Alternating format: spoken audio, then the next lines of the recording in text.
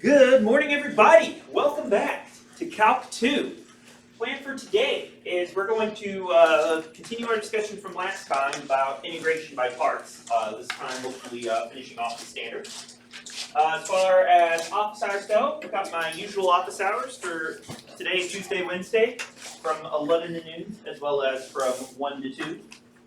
I'm not assigning any new WebWorks assignments today. But don't forget, you do have one due Wednesday. You don't have one? You do have one due Wednesday. You have one due tonight. And I do plan on having a standard 3 quiz at the start of Wednesday's class. Speaking of quizzes, I have goodies for you all. So with that,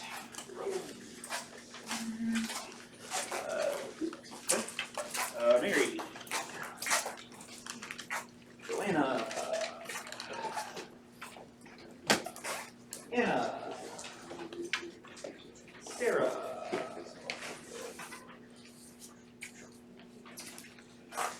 Reagan,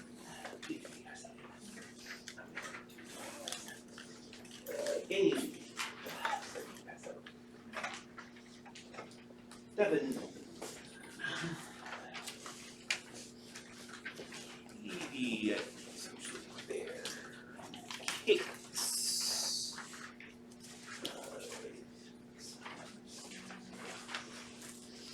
Bethany,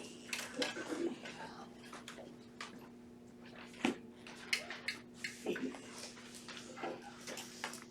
Christopher,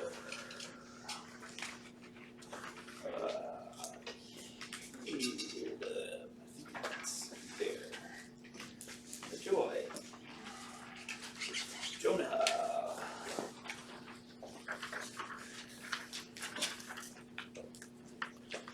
Daisy,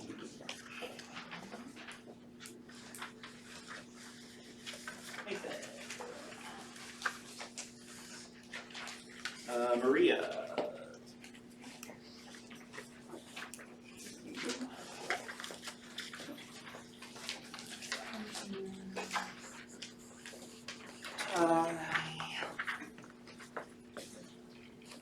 Allie,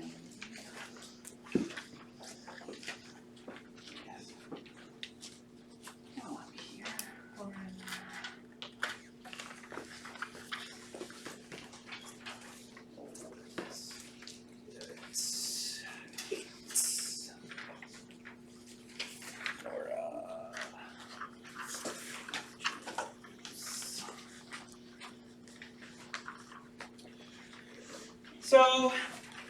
So as a reminder, you're welcome to come and retest this week. Don't forget, if you already have 2 masteries in the standard, you are done with that standard for the rest of the semester. No need to keep coming. No need to retest the standard once you have your 2 masteries.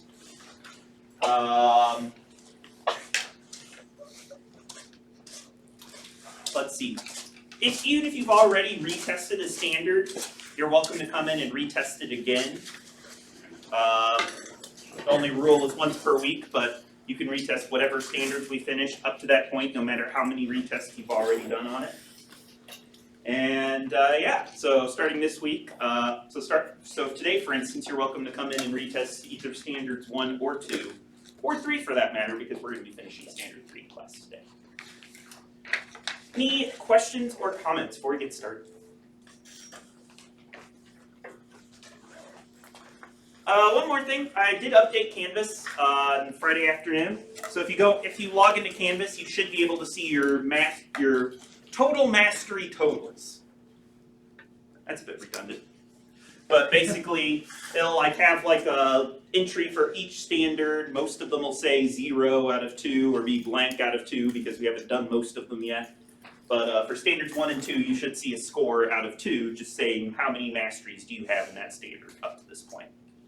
And I will update that at the end of each week, so you know exactly where you stand mastery-wise. Alrighty. What does trigonometry and beaches have in common?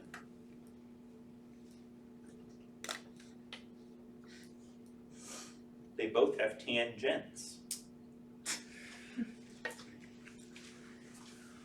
Okay, so last time we started talking about standard 3 with a new integration technique called integration by parts, which says if you have an integral of the form integral of u dv, we can evaluate that by writing it out as u times v minus the integral of v du.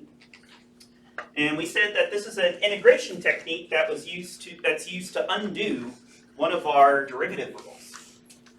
Which derivative rule did we say integration by parts will undo? James? Product rule. Yeah, it's used to undo the product rule. Or if you recall, we actually derived this formula right here on the front page by writing out the product rule and then sort of integrating both sides and rearranging a couple of terms. So, where we left off last time, we had decided to try and do some integration by parts to help us integrate 1 over x. And what I had said at the end of class is, well, one way we could try to integrate this is we could let u be equal to the 1 over x term, have our dv term be equal to dx. If u is equal to 1 over x, what would that make du? Jonah? ln of x? No. Other way around. You want to differentiate it, not integrate it. Wait, sorry, I'm like Hint. What does power rule tell us we should get when we differentiate? negative 1 over x squared. Yeah, the derivative of 1 over x is going to be negative x to the negative 2 power, or negative 1 over x squared. And then we'll have our dx term. And if our dv is equal to dx, which is the same as saying dv dx is equal to 1, what's that going to tell us about what our v should be equal to, Nathan? Yeah, v should be equal to x. And technically we could have x plus c for some constant term c here, but as it turns out, we could just have that constant term come in and handle the problem. So if we do that, we can then use our integration by parts formula to say that this integral should come out to uv minus the integral of v du, which is the same as 1 over x times x minus the integral of x times negative 1 over x squared dx. And if we rewrite this out down here, 1 over x times x should cancel out to just give us 1. Minus minus becomes a plus. X over x squared becomes, we'll simplify to 1 over x. And we get that the integral of 1 over x is equal to 1 plus the integral of 1 over x. And so what we did last time is we subtracted the integral of 1 over x on both sides. And what we were left with is that 0 has to be equal to 1.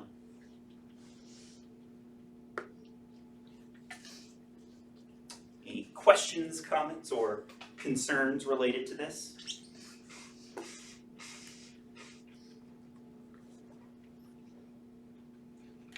No? Oh, okay, great. Move on to the next problem. Everyone's okay with 0 being equal to 1. So next integral I want to look at is going to be a definite integral. We're going to take the integral from 0 to 3 of t times sine of 3 minus t. Okay, let's go back to this one. No one's going to stop. See, no one's going to stop me.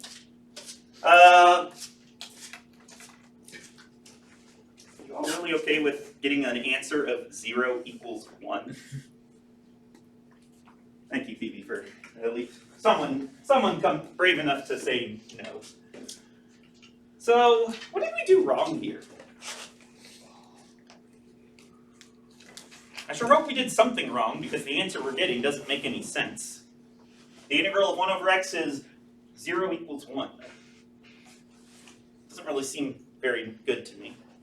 Jonah, do you have any ideas? Does that have anything to do with the fact that we're dividing by x several times and we're not like limiting like x does not equal 0, cannot equal 0? I don't know, something.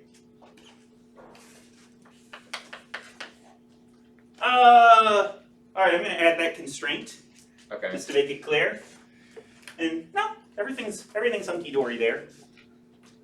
If we were taking limits or trying to evaluate at x equals 0, then this would be suspicious, Right. but I don't think we're really doing any of that. James? Does it have to do with how we're dropping the constants right away? Dropping what constants? Like up at the start of the v, it could have been x plus c.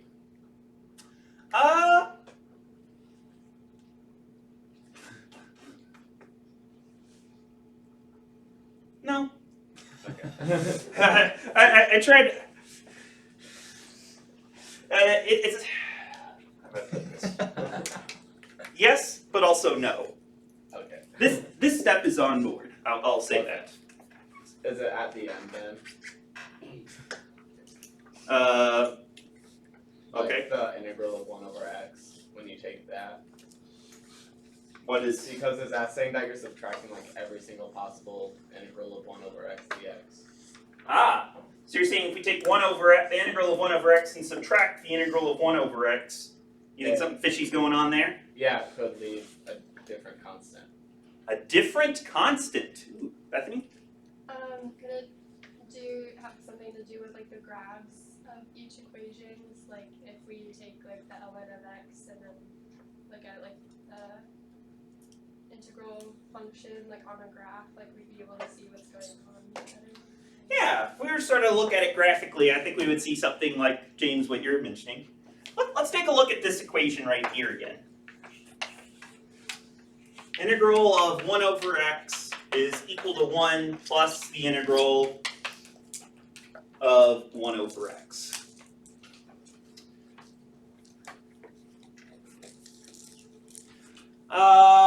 Gabe, what is the integral of 1 over x, using kind of what we saw back in Calc 1?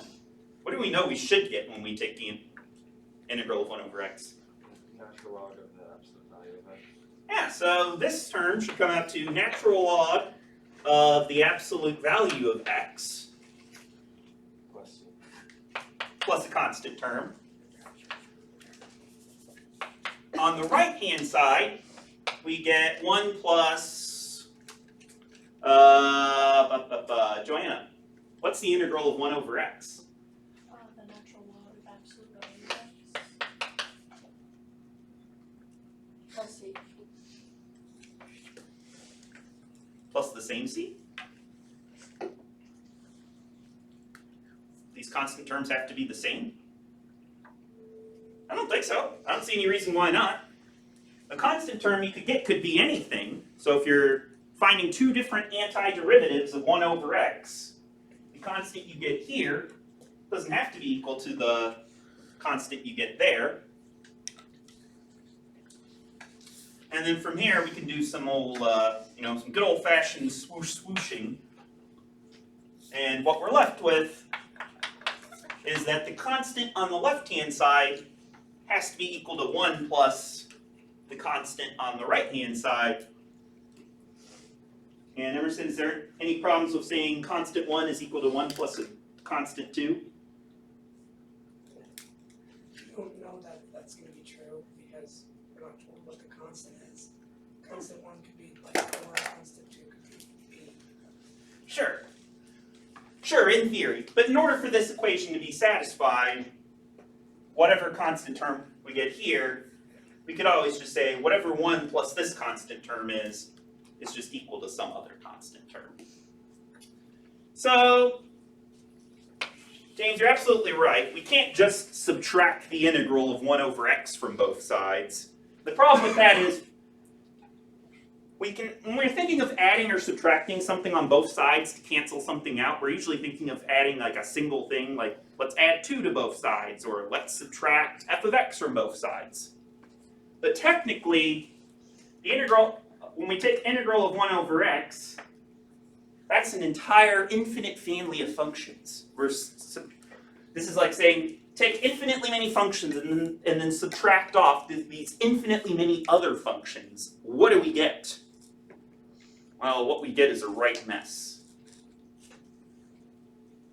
On the other hand, the other way you can think about this is saying the integral of 1 over x dx minus the integral of 1 over x dx. You could write that as the integral of 1 over x minus 1 over x dx. And what do we get if we integrate 0, Sarah? You just get a 0. We could get 0. What else could we get? What other functions are going to have a derivative of 0?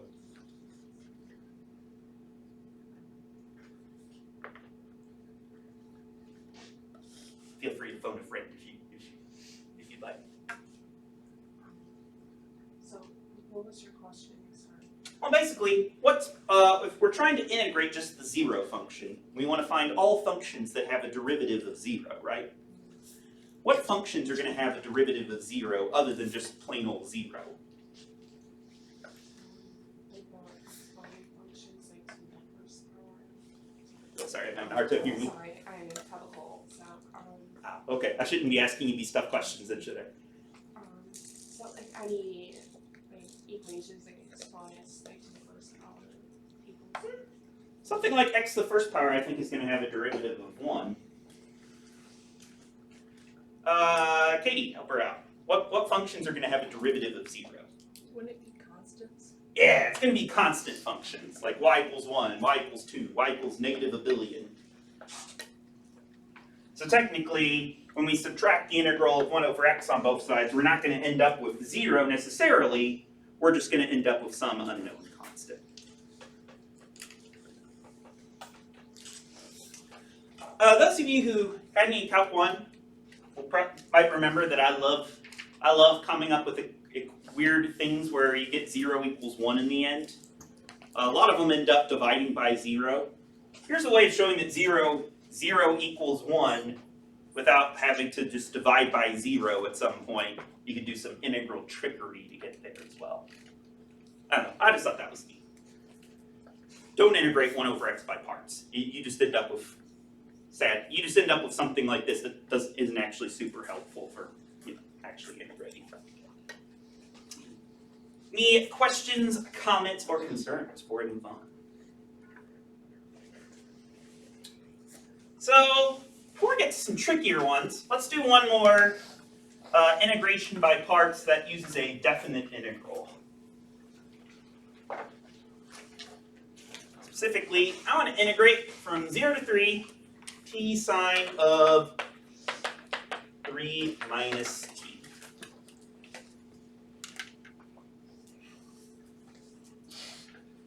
Carson, when I look at something like this, my first instinct is to try u substitution on it. Why do you think? Why would u substitution not be super helpful for us here?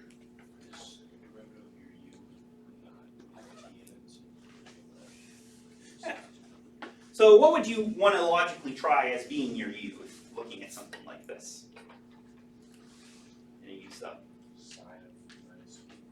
Yeah, you can try u is sine of 3 minus t, which will give you a derivative of negative cosine of 3 minus t. Well, that can't be folded into stuff that's already there. You could try u equals 3 minus t, which would have a derivative of negative 1. But if you do that, then how do you deal with that t out in front? It's a little bit tricky. So u sub fails. So we're going to try doing some integration by parts on this. By the way, everything in this packet, other than that, is integration by parts. We are going to have a later standard where I don't introduce any new techniques, but instead it's just, here's an integral. How do we determine which technique we're going to need in order to solve it? So I want to have some conversation about that now, just sort of checking in and seeing, just looking at something like this, how would you know to try integration by parts?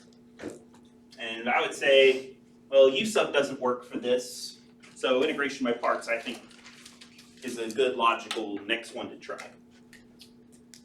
Okay, so we need to split up t times sine of 3 minus t dt into a u and a dv.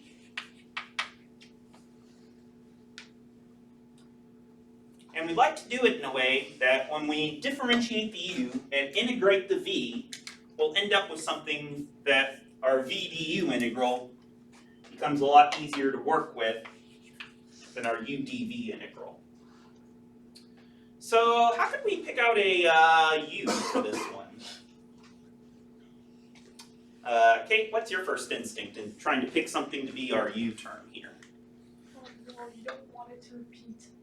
If you did sine, it would repeat. You keep on, you have to do it again. And if we have u be equal to, say, sine of 3 minus t, we get du is equal to cosine of 3 minus t times -1. And that probably wouldn't be making our lives any easier. Yeah, and then you'd have the other t1, and then you'd have to just repeat it again. Then life would be sad, yes. So then you just have to make u equals t. Okay? Kate would like to suggest that u is equal to t. So what would that make our dv term then, Kate? 1 dt. One? Oh, sorry. I thought you were asking for du. Yeah, du will be equal to dt. This is true. Let's pick on someone else. Kate. Other Kate. If u is equal to t, what does that mean our dv needs to be equal to here? Sine of 3 minus t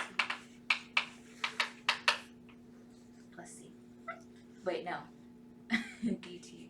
Let's say dt. Pause often means I'm waiting for a plus c, not in this case. All right. What function's going to have a derivative of sine of 3 minus t? Nathan, you want to try this one? Negative cosine 3 minus t. Negative cosine of 3 minus t? Yeah. Where'd this negative come from? Well, if you differentiate cosine, you get negative sine. So you need a negative cosine to have a derivative of positive sine? Oh, but no, there wouldn't be a negative because when you differentiate what's within the parentheses, you get -1. Holy smokes, yeah, the 3 minus t, if we did the chain rule on that to differentiate, we'd have to multiply by another factor of -1. So normally, cosine has a derivative of negative sine.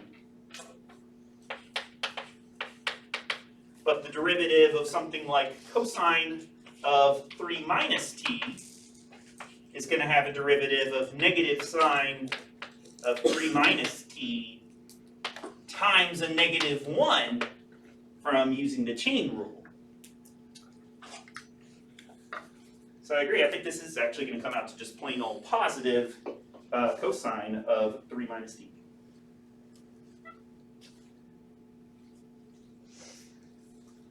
Okay, Nito burrito.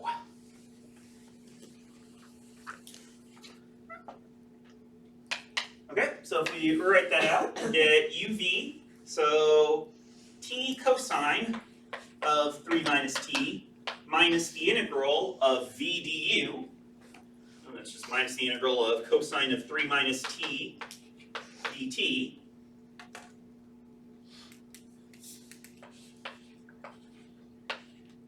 We're going to carry these bounds along for now. And we'll plug in 0 and 3 once we're done with the finding antiderivative process.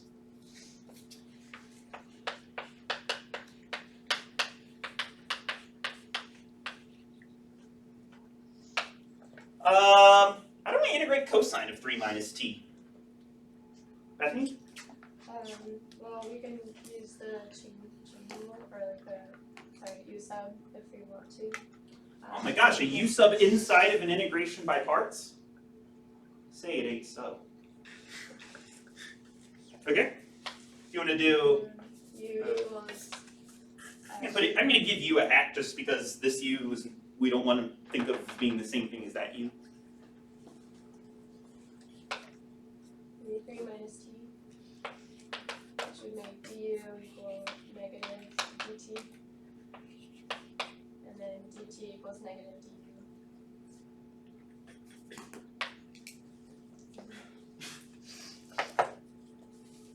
This back down in a second. So we're running out of space for it otherwise. Okay, so then this integral becomes the integral from what, t equals 0 to t equals 3 of what, negative cosine of u? U, and then that would equal the negative sine of u plus u, which then would equal negative sine of 3 minus t.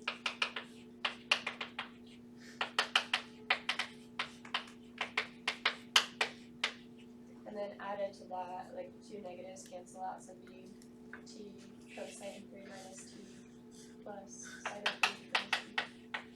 Holy smokes, you're going to town on this. Give me just a second. Catch up. So you're saying this negative would cancel out with that negative to give us a positive?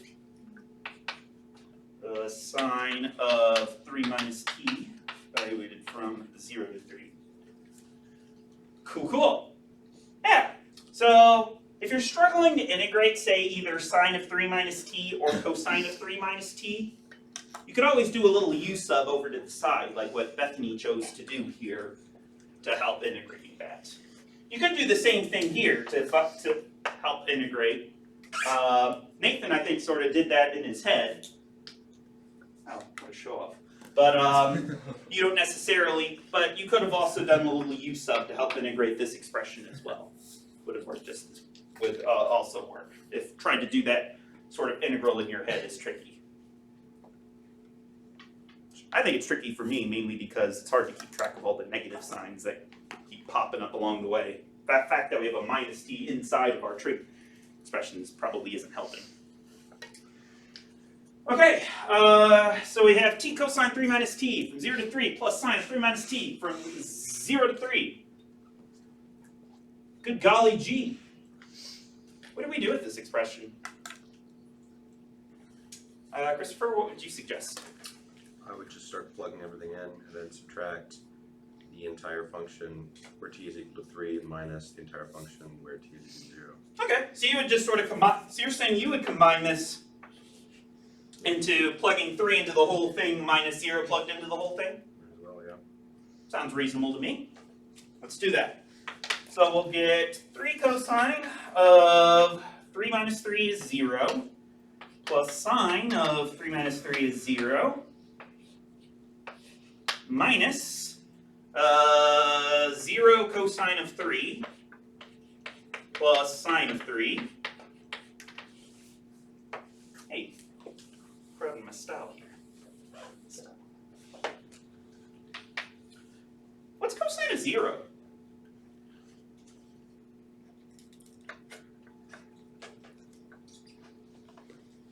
Okay. It's 1. Yeah. Quick reminder on the unit circle. You want to find 0. Well, 0 degrees or 0 radians corresponds to the right-hand side. Cosine says find the x-coordinate of this point. And the x-coordinate of this point on the unit circle would be 1.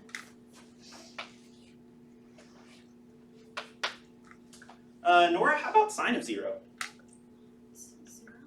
Yeah, it's just going to be the y-coordinate of that point at 0 degrees or 0 radians.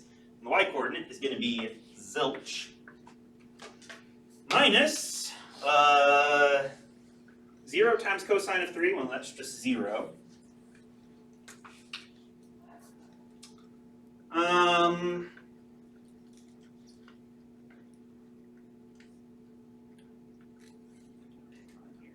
Reagan, what is sine of 3?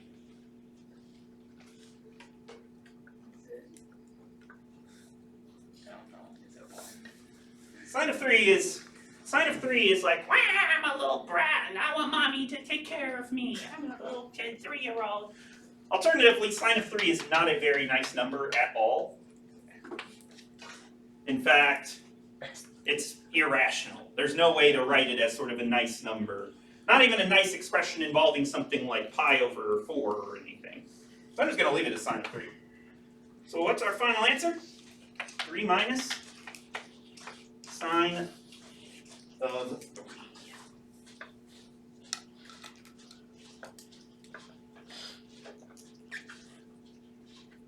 Bethany. How would we go about, I mean, would you want us to try to simplify sine of 3 anymore, or should we just like write it as that? Ooh, good question. I was actually just about to ask you all that. So you get 3 minus sine of 3 on, say, a quiz. What do you do with that? Well, the first thing I would probably ask is sine of 3, is that something where 3 is a nice point on the unit circle, like sine of pi over 2 or pi over 6 or something would be? It's not. Typically, sine of anything that's not a nice multiple of pi is going to be not fun. I would just leave it like that. This is a quiz. What if this is a web work question? What would you do? If that's what you got as your answer and you wanted to try and input that into web work somehow. James? Just input it as is and force WebWork to do it for you. That's the spirit. Make web work do your work for you. 3 minus sine of 3. If you wanted to try and plug that into your calculator and plug in a decimal approximation, I say approximation because the decimal for this is going to go on forever, you would probably need something like 5 or 6 digits after the decimal for WebWork to actually count it as being close enough. So I think the easiest way to input an answer like this into WebWork is literally to just type in 3 minus sine of 3, and then WebWork can approximate that however it wants. The benefit of this is an exact answer. It may not be a super useful answer in that if you were to say, Dr. Gerstle, what is 3 minus sine of 3? I would say, somewhere between 2 and 4. But this is an exact answer, and this is how I would recommend you leave your answers for a question like this. Yeah, I'm glad you asked that, Bethany. Any other questions or comments about what we did here? In that case, let's do a fun one.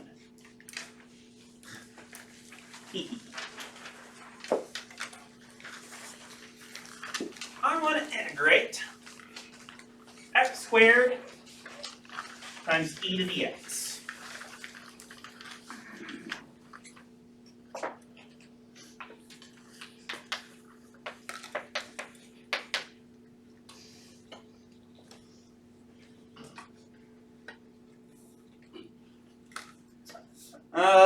Well, looking at this, I don't see anything obvious to try for a u substitution.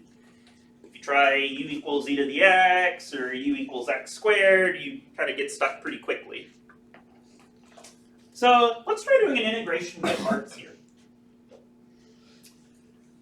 So Devin, if we were to do an integration by parts here on this, we would need to break this up into a u term and a dv term.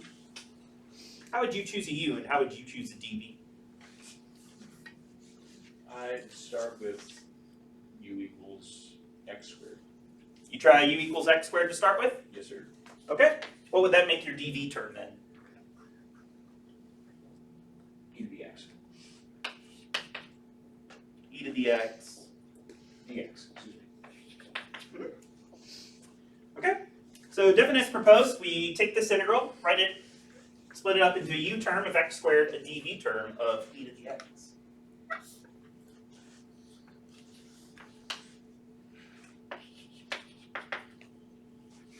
Okay, if u is equal to x squared, Lauren, what would our du be then? 2. It would be 2x.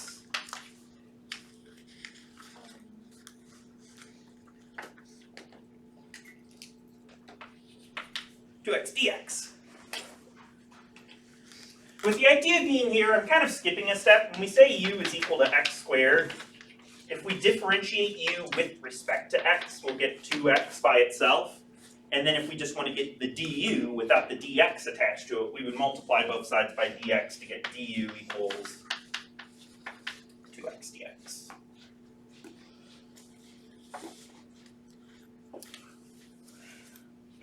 So if dv is equal to e to the x dx, How can we find a v that'll have a derivative of e to the x? Joy, any ideas? You divide the dv by the dx on the other side, so that'll equal Okay, so we'll get dv dx is equal to e to the x. And what would v be then? you take the integral on the dx, which is dx plus c. Holy smokes! We just get e to the x back. And we could have a plus c here if we wanted to, or throw in the plus c at the end of the problem, which is what I will choose to do.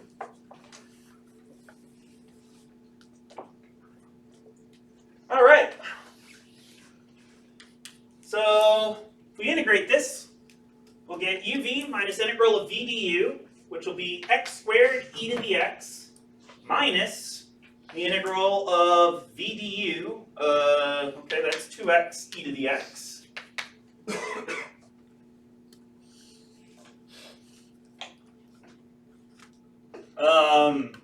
Is integral of 2x e to the x any easier to evaluate than x squared e to the x? Nora, see you shaking your head. No, so could you just do it again and have a second u equal to 2x? A second u? Holy moly! You're saying you want to integrate that by parts? Okay. You say so. I'm gonna put hats on the u and v because it's gonna be a different u and v than before. Yeah. Before you like integrate that one by parts, could you just move the 2 outside the integral if it's a constant and then not have to deal with it? Like that? Oh, sure, you could. Nora, since you had the idea of integrating this by parts, would you like to move the u out in front as a constant or just make it part of the u hat? Just make it part of the u. Oh my. Sorry, Nora doesn't like your idea. I was just wondering if you were allowed to or if you had to wait for the next. You'll get the same answer either way. It doesn't matter. I personally would probably make it part of the u hat myself, because otherwise we'll have to distribute the 2 later on, and I don't want to have to remember to do that. But if you were to factor out the 2 here, from here to outside the integral, it will give you the same answer in the end. Yeah, good question. All right, Nora, if our u hat is 2x, what does that leave for our dv hat? E to the x. E to the x? Dx. All right.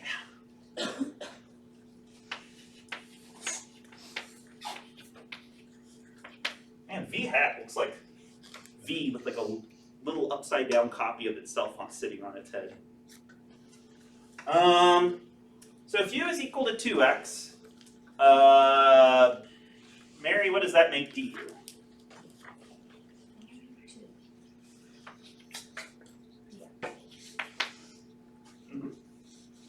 And if d v hat is going to be equal to e to the x, Anna, what's that going to give us for v hat? E to the x. E to the x? Just like before. Would you look at that? So, all right, Nora, we're taking your suggestion. We're going to get x squared e to the x minus, and then in parentheses, u hat v hat, so 2x e to the x, minus integral of v hat du hat, 2e to the x. Oh gosh, we're on our 3rd integral at this point, which is the same as x squared e to the x minus 2x e to the x plus the integral of 2e to the x. And Phoebe, if we had taken your suggestion of factoring the 2 out here, we wouldn't have this 2, we wouldn't have that 2, we'd have to kind of use the distributive property to multiply the 2 back in at this point. But at this step, we'd be back at the same point.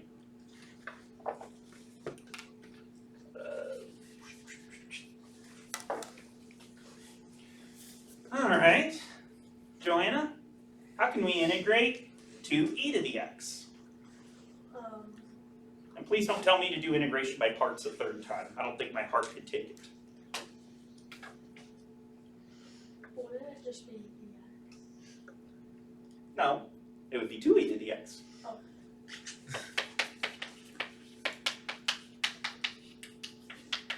Yeah, 2e to the x is its own derivative.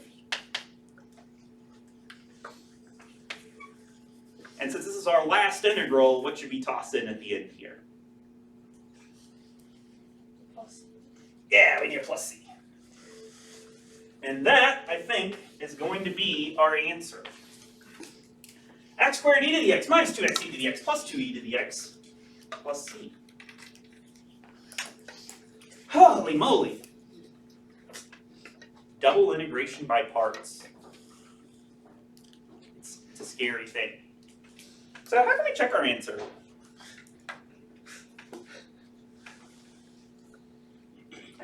Jonah, how do we check this? You take the derivative of the answer. Yeah.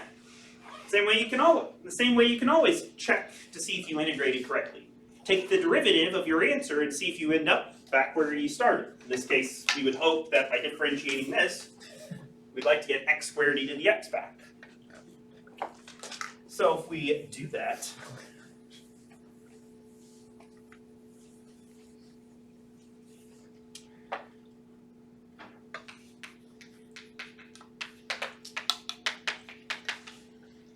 derivative of x squared e to the x minus 2x e to the x plus 2e to the x plus c.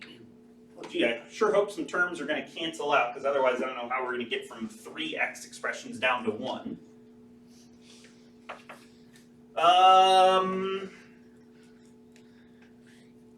Emerson, how would you differentiate x squared e to the x?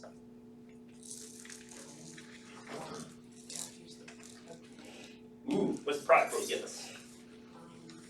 So I would say x squared is x, e to the x as a g of x, and you differentiate those both before you start, so then you get f prime of x is 2x, and g prime of x is e to the x.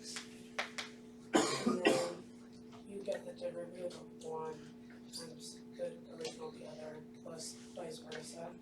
Cool. What's that going to give us here? So we're gonna get x squared e to the x plus 2x e to the x. X squared e to the x plus 2x e to the x. Jeepers. Okay, I like it. How about Nathan? How about derivative of 2x or negative 2x e to the x? It'd be 2x or minus 2x e to the x plus minus 2 e to the x. Using the product rule again. Right. Once again, Nathan does that in his head. Emerson writes it out. If you prefer to write it out or do it in your head, it's okay to me. But with me either way. That being said, if you're trying to do it in your head, better make sure your head is on straight.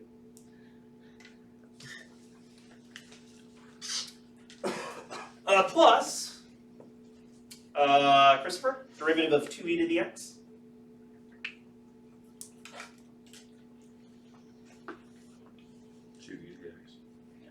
That one I don't think we need the product rule for. And then derivative of plus c is 0. So we get x squared e to the x plus 2x e to the x minus 2x e to the x plus 2, not plus, minus 2e to the x, because we have to distribute the minus sign, plus 2e to the x.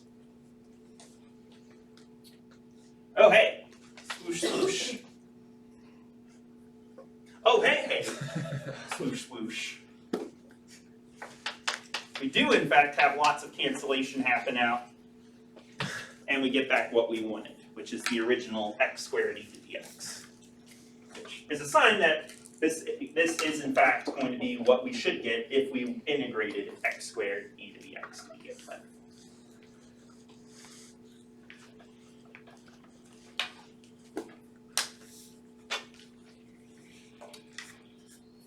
Nice job, everybody. It was a good team effort on that one. Devin, in the beginning of this, you had suggested u equals x squared, dv equals e to the x dx. If you had chosen the other way around, if you had chosen u as e to the x and your dv term as the x squared, we would have ended up with something like x squared e to the x dx equals, I don't know, something minus the integral of 1/3 x cubed e to the x dx. And that would have given me pause. The reason being, this looks scarier than that. Whereas, Devin, the way you did it, we got x e to the x, which looks a little bit simpler than x squared e to the x. So I like the approach that you took. But if you had chosen u and dv opposite, you would have ended up with an integral that's even scarier than the one we started with. So I'm glad you did. Thank you. You're welcome for my service.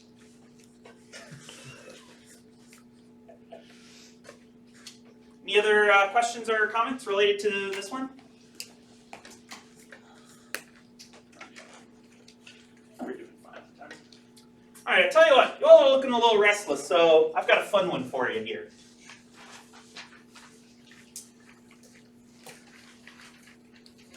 I want you all to take a couple minutes and talk to your neighbors, as always. See if you can integrate this one using integration by parts. The integral of e to the x times sine of x. So go ahead, take a couple minutes. As always, flag me down if you have questions or talk to the people sitting around you and see what you can make of this integral.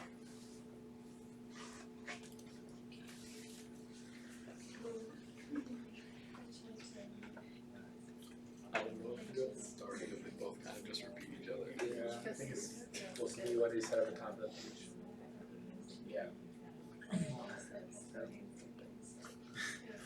I'm gonna choose the wrong one at the start. Yeah. 20 minutes later, I'm missing it.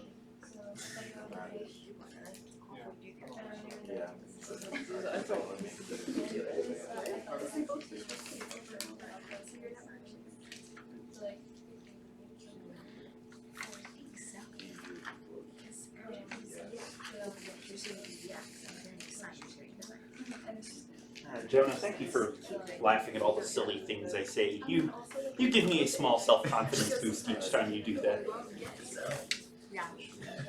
gonna sign of X because I'd rather deal with the positive cosine of X than negative cosine of X. Things you're gonna have to get the negative cosine of x eventually.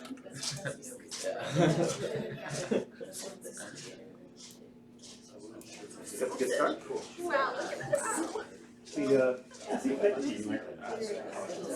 Say what? Well, keep in mind, this is not a problem that you'll be able to solve with just a single integration by parts. Mm-hmm. Like, yes, like the packet strongly hints at.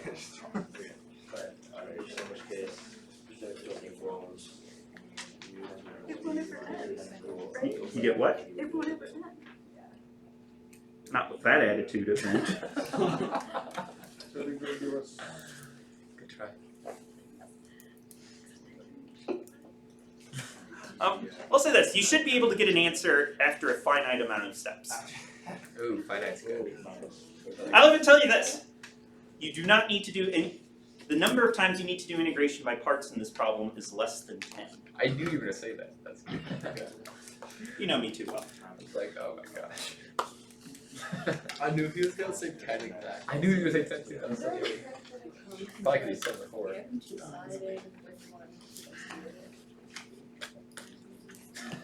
Sure. So in general, the trick is, whatever is your u and whatever is your dv, first of all, you want your dv, something you know how to integrate. In this case, I think either of these are something you could integrate. So the other trick is, you want dvu to be easier to integrate than u dv. Unfortunately for this one, I don't think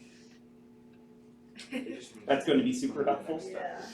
But I will say, try making a similar choice of u and dv as you did in the first integration by See if that might end up being helpful for you somehow.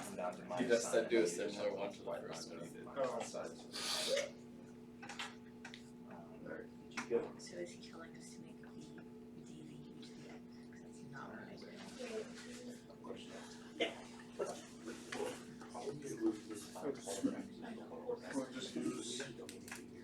Same deal. Well, we'll talk about this in class. The answer is no, because technically you have two different constants. So I'll talk about this indefinite integral and this indefinite integral. Can you add that to both sides? But basically, you'll just get one basically you have one constant here that you're adding to another constant term there.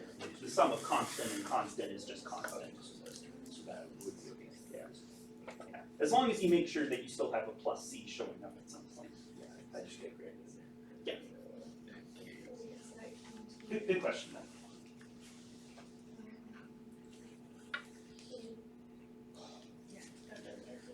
Getting there? So it looks like you're making some typos. Oh gosh, this is gonna repeat 4 times. Because then the sine of x, negative cosine of x, they come back to each other. It's gonna be 4. It's gonna be what? 4 times. I mean, no matter how many times you do this, you're just gonna have EDX Nope. times. No, okay. I thought it'd be 4 years. Because differentiate, because integrating cosine or sine 4 times gets you back to the same. Yeah. Is it 9? It's less than 10. When you said you couldn't do an answer, do you mean the answer is your no answer? No. Okay. You said there was a finite. There is an answer. It's not 4, it's not 9. Oh, we got like 8 more. It's not 1. Haha, trick No. question, it's 0. It's we're gonna do a different integration technique. No. It's a negative. Oh. I'll give you a hint. You can do it. It's a negative. You can do it in 2. 2. 2? Yes. You know, the integer between 1 and 3. I'm unfamiliar. 2? Madness is this.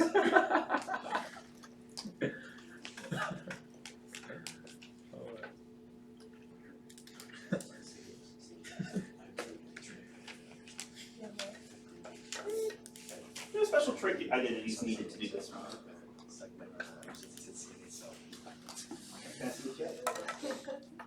I'll give you a hint.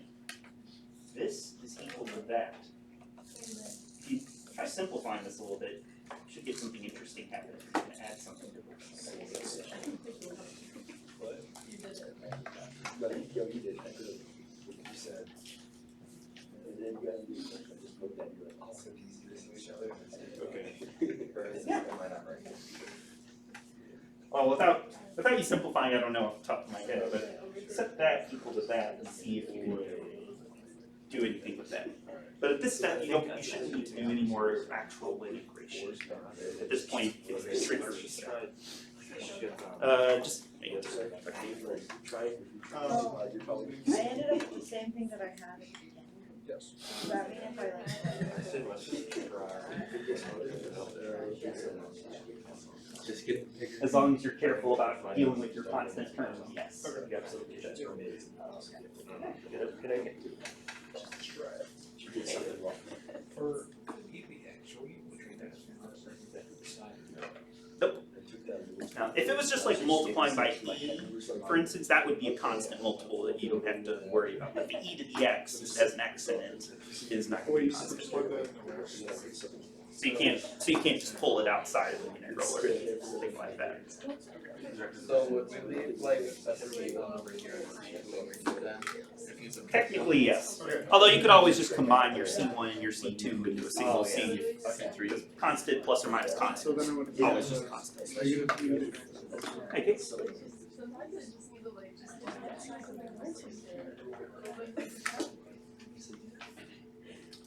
Good. But I also think Yeah, okay. I was gonna say, I feel like you're missing a term in there that you should have, but then, I forgot to. yes, you could then take that approach. Let's take another minute or two, and then we'll come back together as a class to talk about this. I guess. See, it's some interesting ideas going around, or listening around the room.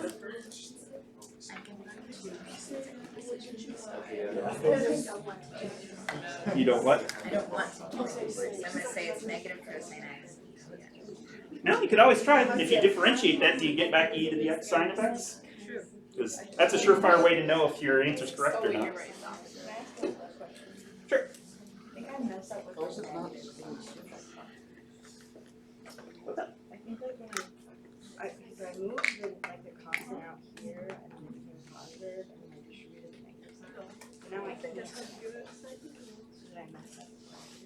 Well, you can't cancel. Maybe you could add something to both sides of that equation. Copy this to both sides. Plus this kind of thing. It's just itself twice. Then you could So get. then with these two, What do you mean, like, It wouldn't be. it would be?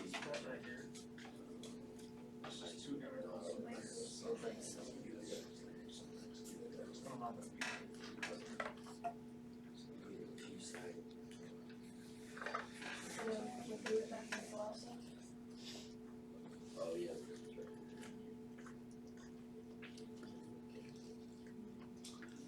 Alrighty, let's come back together and talk about this. I'm seeing a lot of interesting ideas as I walk around the room. So, I think most of you, as you should, try to do some integration by parts on this.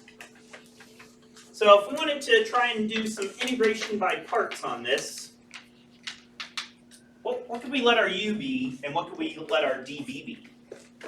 dv be. Devin? What you trying? I let u equal sine of x. Okay. And dv? E to the x dx. Cool. All right. If dv is e to the x, what would our e to the x dx? What would our v be? That's d dx, and du is cosine of x.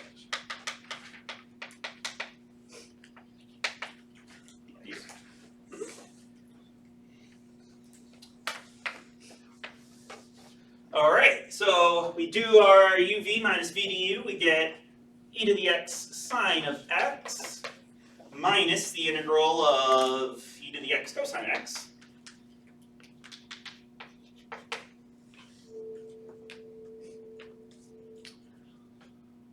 Cool.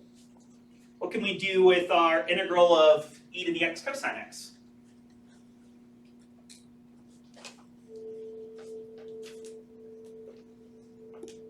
Nora? U equals cosine x. Okay. dv equals e to the x dx. And dv equals something that trailed off, I couldn't hear you. E to the x dx. It's d to the x dx again. Okay. Basically same substitution as before, but swapping outside for cosine. All right. So then Nora, what's our du? Negative sine of x dx. And our v? E to the x. Cool. So this will give us e to the x sine of x minus u hat v hat is e to the x cosine x minus the integral of v du, which is negative e to the x sine of x dx. Sorry, agenda. Origin in.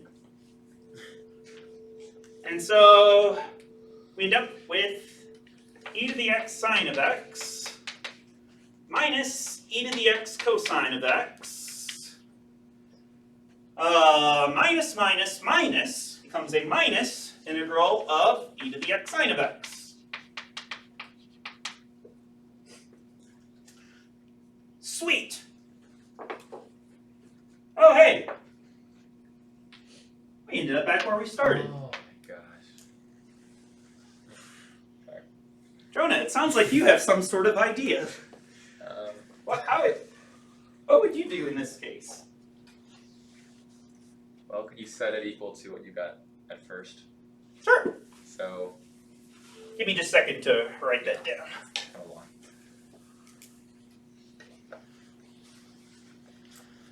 So right now what we have is that the integral of e to the x, just e to the x, e to the x sine of x is equal to e to the x sine x minus e to the x cos x minus the integral of e to the x sine of x.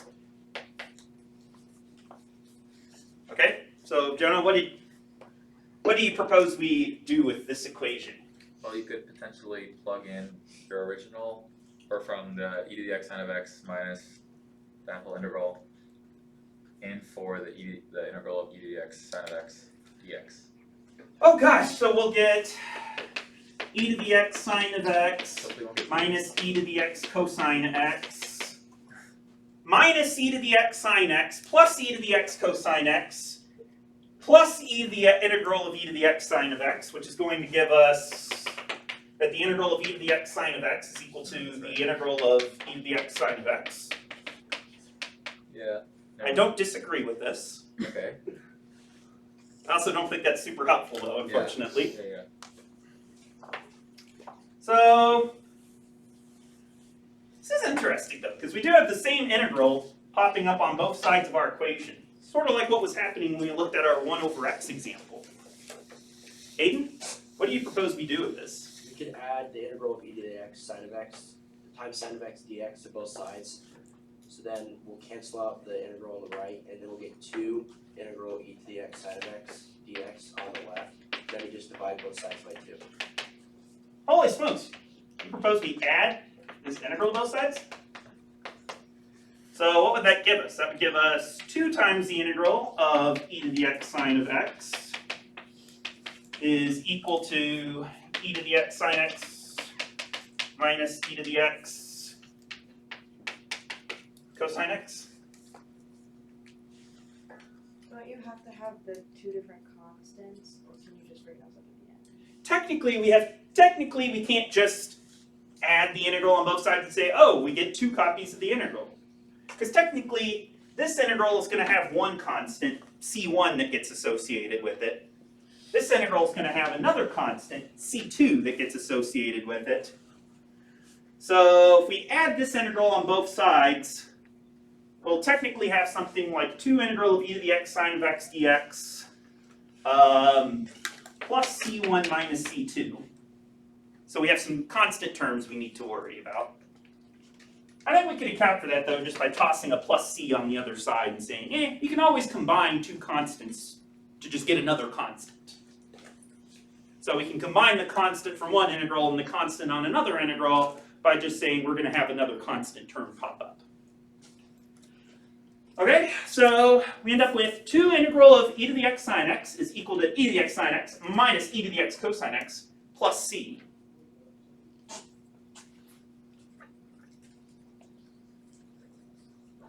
Oh, hey, I think we're almost there. I think we can do one more thing to solve for what we want our integral to be. James, what's our last step going to be?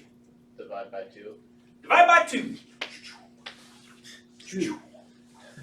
That'll give us the integral of e to the x sine of x dx is going to be 1/2 e to the x sine of x minus 1/2 e to the x cosine x plus, technically you'll get something like c over 2. And if you wanted to write it that way, that's fine. You can also just write a plus c and say it. Or like do something like, hey, it's plus a different constant. Let's give it a name, c hat for c over 2. Because constant divided by 2 is just still a constant. And that is our final answer.